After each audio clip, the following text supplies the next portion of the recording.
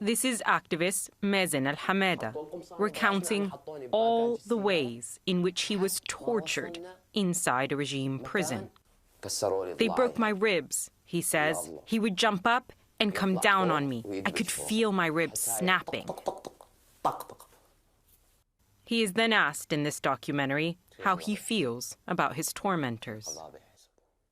I will not rest until I take them to court and get justice, he says.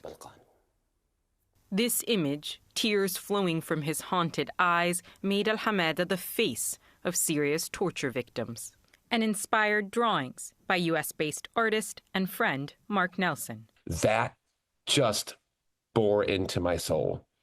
His face, his expression. When an uprising against the Assad dynasty erupted in 2011, Al-Hamada was among the first to join demonstrations. It made him a target of the regime. In 2012, he was detained by security forces after smuggling baby formula into a besieged suburb of Damascus. For nearly 2 years, he endured medieval torture techniques, rape, beatings, and psychological abuse. After his release, he fled to Europe and vowed to tell the world his story.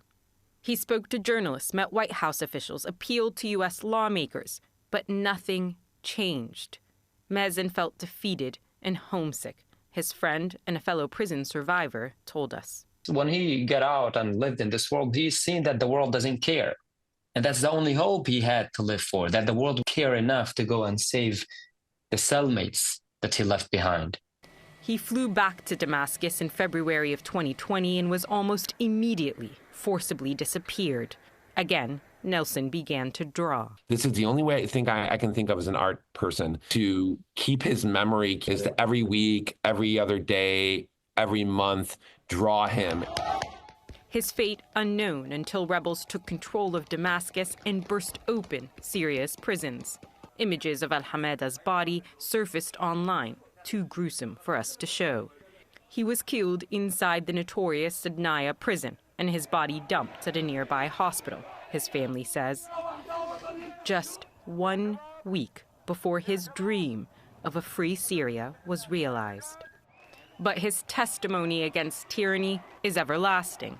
His story will always be used as an evidence and a testimony against this regime that need to be prosecuted. One of the first to stand up to Assad was one of the last of his victims. Now Syria's new rulers say justice for him and countless others is their mission.